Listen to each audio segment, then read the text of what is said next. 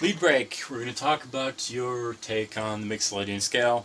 Leedbreak, I said it before, you've got quite a unique style and very recognizable with these, here's something in the style of Leedbreak.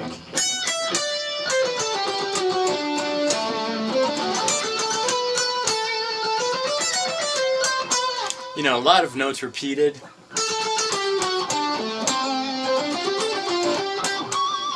That kind of stuff, a lot of sequence work, which is really cool. That's great. That works quite well. All the notes are well used. Rhythm is good rhythm, you know, good tempo, good rhythm placement.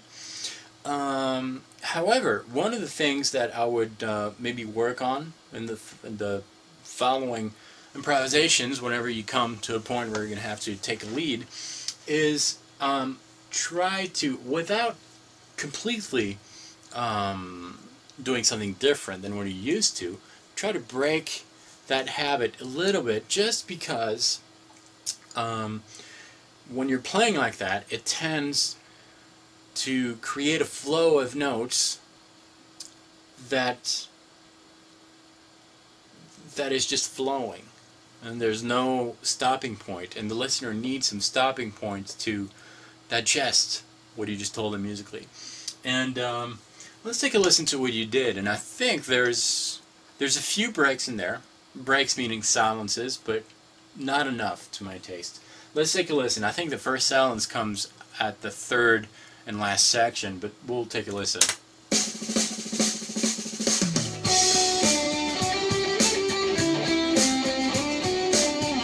That's totally you there. I like it. A little bit of minor pentatonic. Sounds cool. But since the opening, we didn't have any silence yet. Goes right into that next section. Everything is tied together. No silences.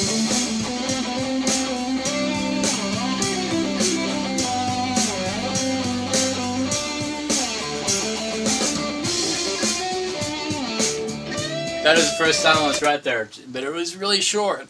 And what that does is it can create some problems for the listener, and the listener might have trouble following what we were telling him. Doesn't have time to digest. It's just like me talking to you.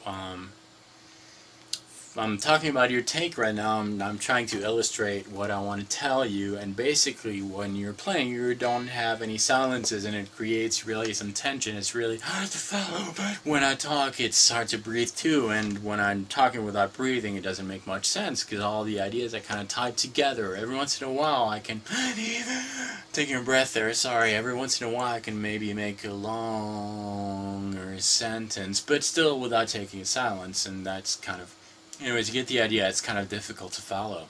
And I think if you strategically placed some silences in your lead, it would make it easier on the listener to follow what you're saying.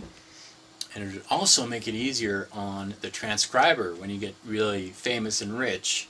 And you've got a transcriber who's going to write down the music that you wrote.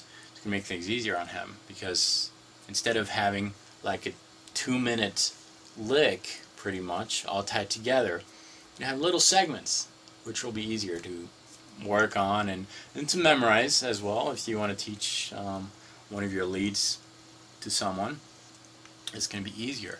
So keep that in mind. But other than that, you've got all the elements, all the tools to create something great. You already have your style. You know, sequence work with a little bit of repetition, that's great. Just add some silences and some longer notes, and maybe try to expand also with a few melodic licks. Not any kind of lick, not the blues kind of stuff, because you already have that kind of stuff, but just add some melodic licks, you know? For example. And just little things like that are going to help your playing, and keep in mind that you need some silences in there, longer notes, so that the listener can rest a little bit and be prepared for the next idea you're going to share with them. But keep that in mind, and I think you're doing great. Thanks for participating to this to this collaboration and keep working on it. Great job, brother. I love what you played, and keep doing what you're doing. Talk to you soon.